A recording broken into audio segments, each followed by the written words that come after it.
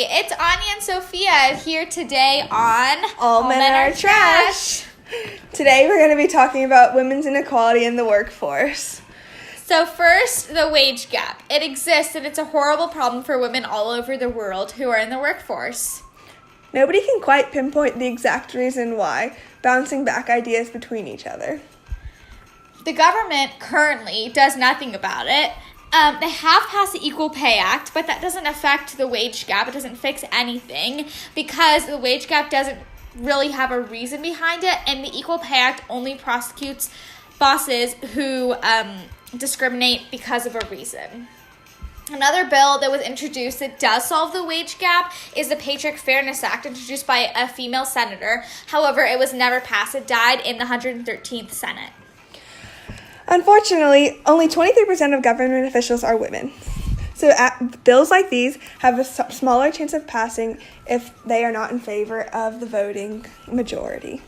Some of the speculated reasons based on our research behind the wage gap are biased conclusions drawn by leaders who are often men based on women stereotypically being caregivers. This is especially highlighted in cases of family responsibilities discrimination, when women are suddenly assumed to be less competent at their jobs when they decide to become mothers. Many employers pinpoint women as far back as the hiring process who plan on having children and set them on the mommy path, where they will be paid less and expected to fulfill less than ideal working hours. Potential employers question women based on their future family goals and prioritize applicants who are less likely to ask for flexible working hours.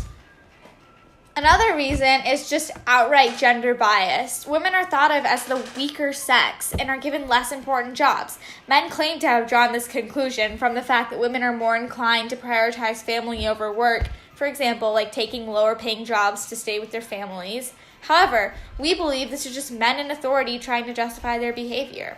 Many women in the workforce have admitted to being mistaken for assistants or janitors, a misguided conclusion that stems out of straight-up gender bias. The wage gap further varies between women of different ages, races, and educational backgrounds. Earnings for both female and male full-time workers tend to increase with age. The gender pay gap also grows with age, and differences among older workers are considerably larger than the gaps among younger workers. By the time workers reach ages 55 to 64 years old, women are paid only 74% of what men are paid. Asian and white women enjoy a smaller wage gap compared to white men as opposed to women of Hispanic or African descent. The only way that women make the same as men, are treated the same as men, or become as powerful as men in the workforce is if they constantly work and they don't have a life. This issue that women have to work 3 times as hard as men, not only to succeed, but even to be taken seriously, is a humongous one that needs to be addressed by people in authority immediately. Looking even further into the issue, because of social biases, women are judged for not having a family or wanting to raise children. These sky-high expectations set by decades of societal biases for women to become full-time mothers and succeed in a full-time job is a crazy, unrealistic expectation that damages women psychologically. There has not been a viable solution to this for the longest time, since the bias comes from the old age idea that women are childbearers and only take care of the family, and the men are the providers, the ones that work. However, these new ideas of feminism that are emerging in society and the media today might be a possible solution.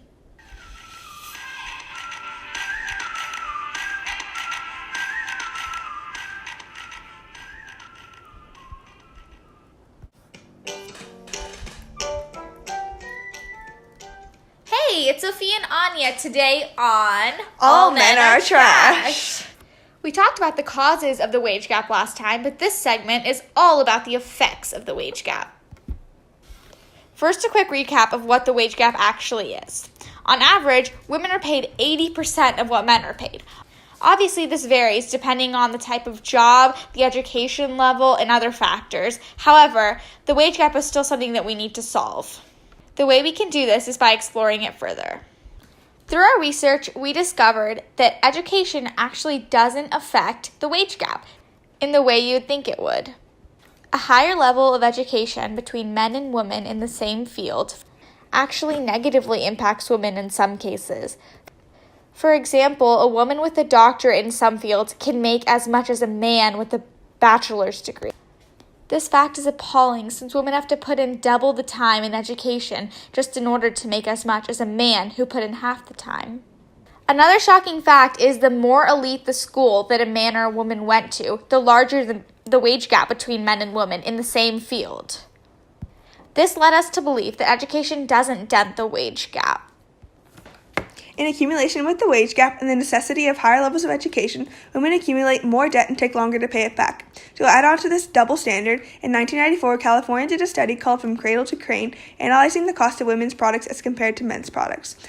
They found that by averaging a variety of products, women paid around $1,351 more than men in basic products every year. This is commonly referred to as the gender tax. While this problem remains, we hope that our generation and future generations will fix and minimize the effects of gender bias.